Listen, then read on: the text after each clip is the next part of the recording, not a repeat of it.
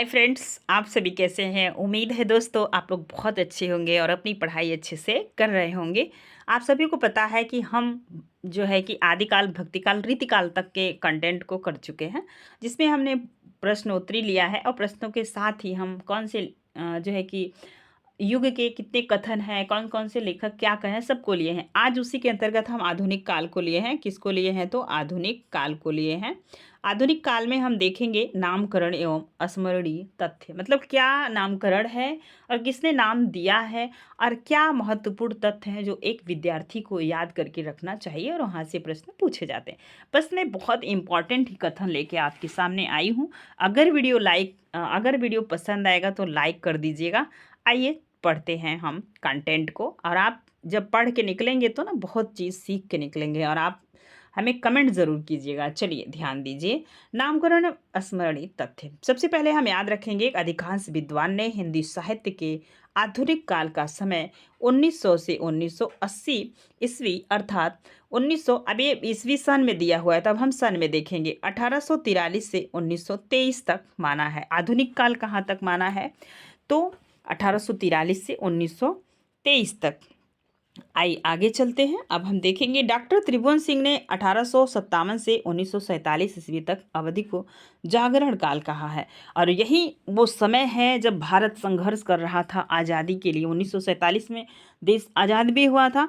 तो ध्यान दीजिए, जागरण काल कहा है। 1947 से आज तक की अवधि को आधुनिक काल कहा है। तो वो जागरण काल था, लोगों को जगाए जा रहे थे, देश आज़ादी की तरफ संघर्ष कर रहा था। और जब माना जाता है तो 1947 से अब तक जो वर्तमान समय हम आप पढ़ रहे हैं वहाँ तक आधुनिक काल माना जाता है।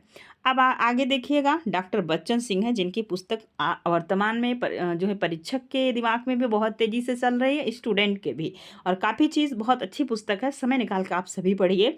बच्चन सिंह जो है कि कहते हैं कि डॉक्टर बच्चन सिंह ने स्वच्छंदतावाद का आधार मानकर आधुनिक काल को उपविभाजन इस प्रकार किया है। तो याद रखिएगा, आधुनिक काल को बच्चन जी क्या कहते हैं? स्वच्छंदतावाद।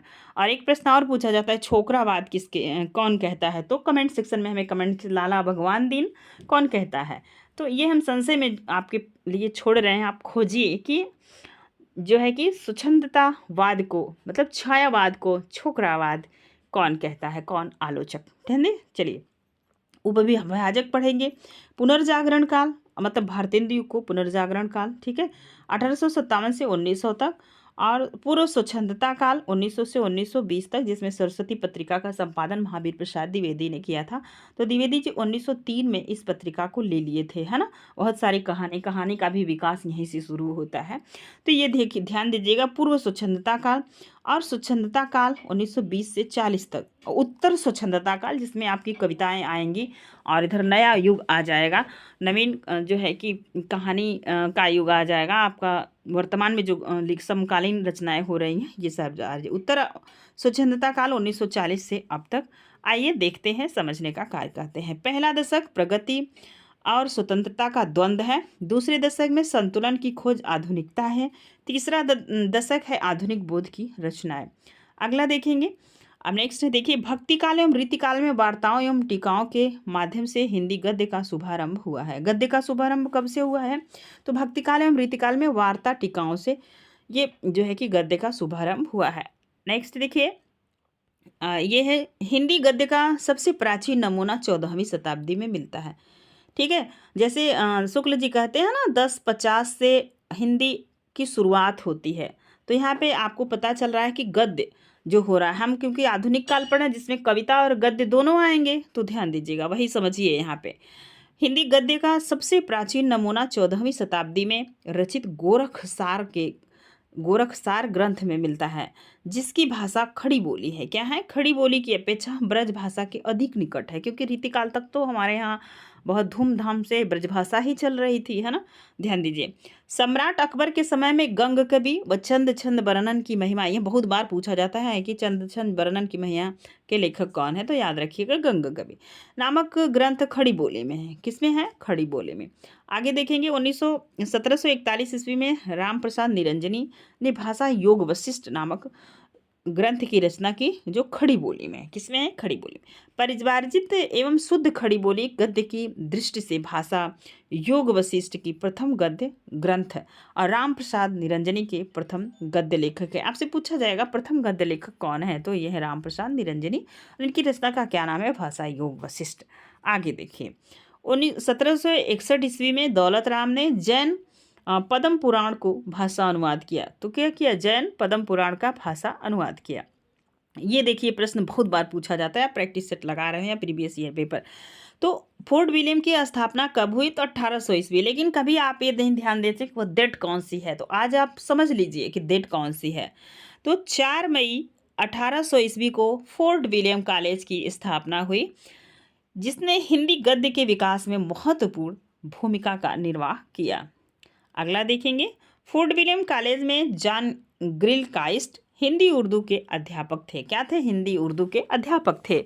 इन्होंने आगरा के लल्लू लाल, अब ये पूछा जाता है क्रम में मिलाने के लिए यूजीसी ने, लल्लू लाल का जन्म स्थान क्या है? तो आप लगाएंगे आगरा। आगरा के लल्लू लाल, आरा के सदल मिश्र, आरा छपरा बिहार। तो ये सदल मिश्र कहाँ के थे? तो ये थे आरा के थे, मतलब बिहार के थे। को भाषा मुंशी के रूप में नियुक्त किए गए। तो दो ऐसे टीचर्स हमारे जब अंग्रेजों ने हमारे यहाँ लगाए, एक लल्लू लाल और एक सदल मिश्र।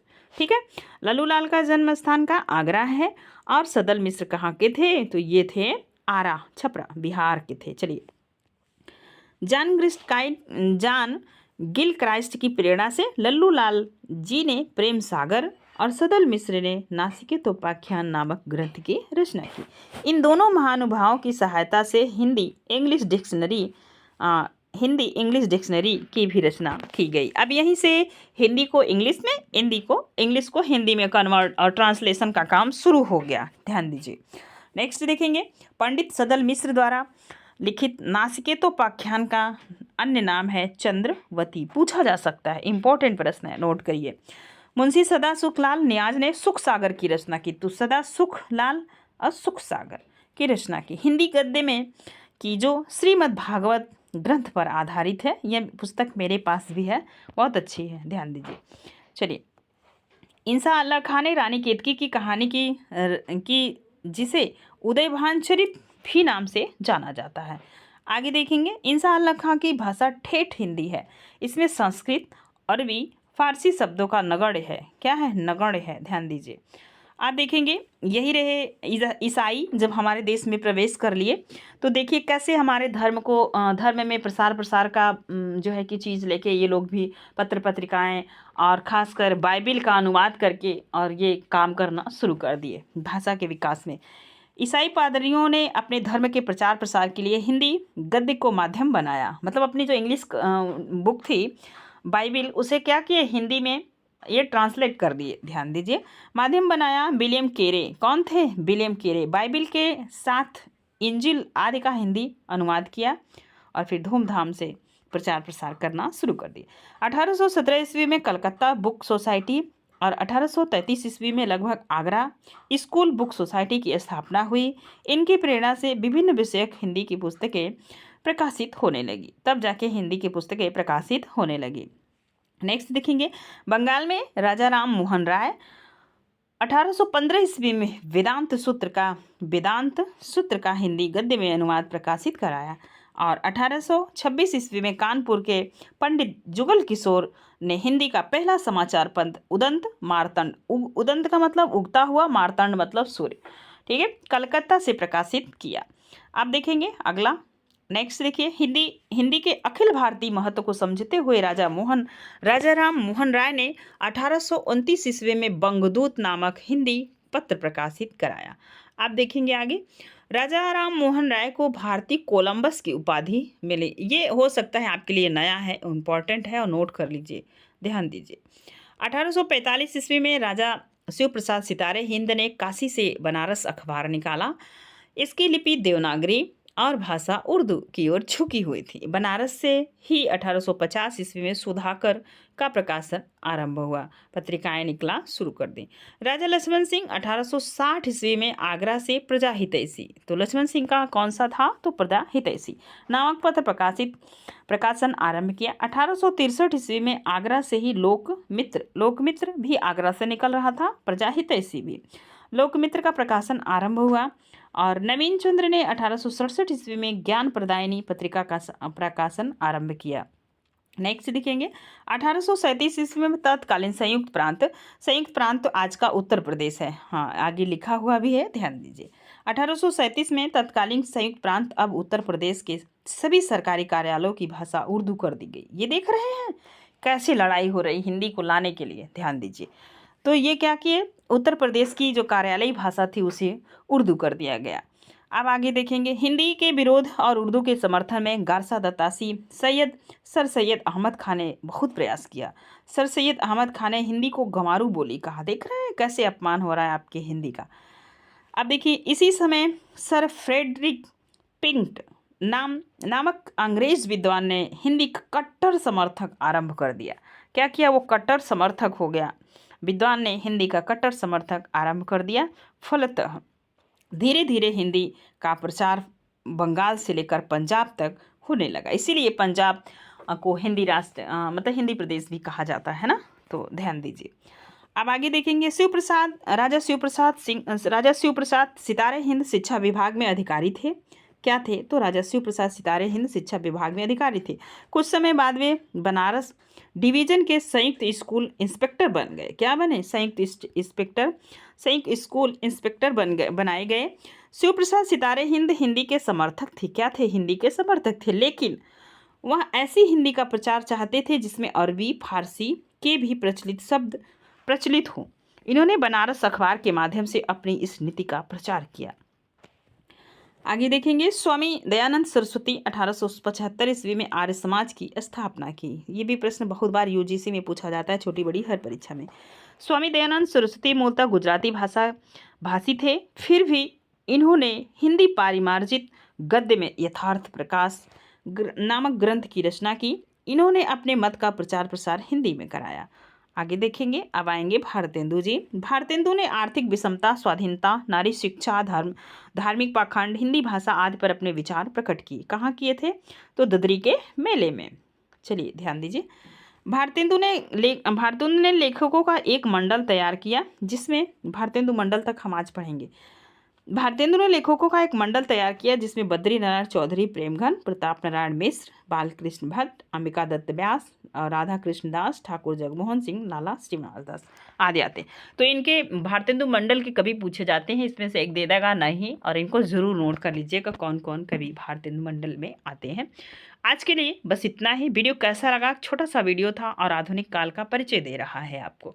फिर आपका भारतेंदु युग यहीं से शुरू होगा, तब हम भारतेंदु को विस्तृत पढ़ेंगे। अगर इसके आगे आप पढ़ना चाहते तो हमें कमेंट सेक्शन में कमेंट के माध्यम से बताइएगा। मैं भारतेंदु द्विवेदी युग और आपका छायावाद को ऐसे कंटेंट के माध्यम से पढ़ा दूंगी। तो वीडियो पसंद आएगा तो प्लीज़ लाइक कीजिएगा और शेयर कीजिएगा और थोड़ा सा परिवार बढ़ाने में मदद करिए ताकि मुझे अच्छा लगे, है ना। धन्यवाद।